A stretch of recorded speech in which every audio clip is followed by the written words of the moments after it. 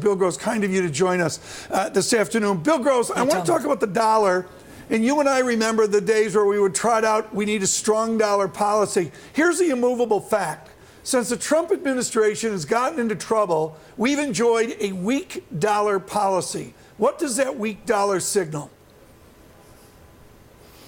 Well, I think a weak dollar policy plays into the hands not only of the administration in terms of allowing manufacturing to be more competitive, but it plays into the hands of the Federal Reserve. The Fed, Tom, wants 2% inflation. They mentioned that in their statement today, very significantly. They basically said the committee is monitoring inflation developments closely. And so, they want a 2% target. They want it to be hit as quickly as possible, and a weaker dollar plays right into their hands. There have been estimations that a 5 to 10% decline in the dollar, and we've seen a 7% decline since the top, reduces or increases inflation by 0.1 or 0.2% a year for the next several years. And so, it's very much of a favorable development for both sides of Fed and policymakers. I want to emphasize, Bill, if I went down to Duke University right now and had to do Chart 101 for the students at Duke, what I'd be talking about is a perfect dollar chart. Bring it up, Tanya, if you would. This is the gorgeous Bloomberg Dollar Index. This is actually very good mathematics in terms of a blended dollar rate in all those little circles. For those of you on radio, it is the mother of all elegant charts. And now we crater down even more into weak dollar. What does that weak dollar mean for other central banks? Is this a way for the Fed to compete with rate increases, or at least the discourse of rate increases at other banks? Yeah, I think it is. It's probably a stretch, Tom, to say that there's a currency war going on, but certainly central banks are, well attuned to their currency levels. The Fed basically ranks it 4th or 5th down their list, but I know that they're looking at the currencies I just mentioned, and at the ECB with Draghi, they specifically look at it in terms of a strong or a weak euro. You mentioned a strong euro in the last 10, 15 minutes. That's really not in the favor of the ECB and the stimulation that they want to see in terms of reaching their own inflationary target of 2%. And so do we have a war going on? I wouldn't call it a war, but it's certainly a skirmish. And the BOJ as well is in the fight, so to speak, because they've kept their policy firm at the 0% in terms of the 10-year interest rate, and they don't seem to be moving off of it at all. So, yeah, central banks are very much concerned with reaching their own inflationary targets by the basis of a lower currency. Yeah, the Fed is, of course, looking at currency levels. It's also looking at making sure it's prepared in the next downturn. You told me last week, Bill Gross, that a growth slowdown or a recession would actually do this economy some good. It would help clear out some of the dead wood that's out there. In which asset classes do you see signs of dead wood? Well, you don't see it yet. So you saw it for a while, Scarlett, in the oil patch when oil was down near $40, and some of the oil-related companies in the U.S., were highly levered and were beginning to look a little bit more risky. I would say, though, that the U.S.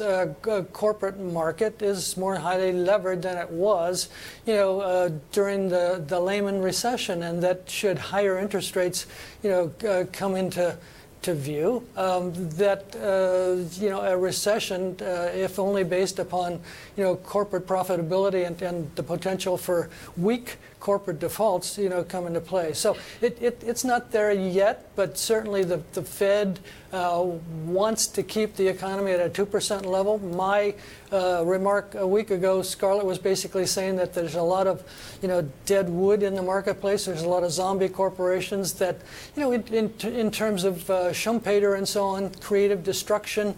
There's been lots of creation in terms of credit, but not much destruction of inefficient credit. Got it. You also urged, Bill Gross, that the Fed proceed with caution, saying that the yield curve doesn't need to flatten to the extent that it has historically for growth to slow down. So is there anything the Fed should do differently than what it's doing now, or is it taking the correct approach? Well, I think they are beginning to take the correct approach. Let's look at it this way. Short-term Fed funds at 1.25% now, incredibly, in my view, are approaching a new normal level, according to Fed research, which posits 0% real rates over the long term, maybe something a little bit less. What the Fed is more concerned about now is the steepness of the yield curve. They want to promote higher bank profit margins with a steep curve and avoid recessionary dangers of keeping the 10-year spread around 90 basis points or so. They don't want it flat, which has produced recessions in the past. And so I think the Fed, therefore, will stop raising short-term interest rates, maybe 25 basis points, maybe not, and start disinvesting in 10-year treasuries that they mentioned in the statement by reducing the balance sheet over time. And that means, to me, slightly higher 10-year rates, perhaps to 2.5% over the balance of the year, but not much. Bill, you've always been a student of our politics. With your success over the years, you've done things like donate to your Africa Mercy hospital mission in Africa. You made headlines with me worldwide not so long ago about our president and philosophies of fascism. It was really remarkable what you said. We need an update today with what you're seeing out of Washington in political economics, with what you're seeing out of the discourse of the president. Do you have a concern about the path forward for Washington? We do this with a press briefing waiting, all the rumors about the Attorney General. I need to hear right now an update from Bill Gross on the certitude that this president has.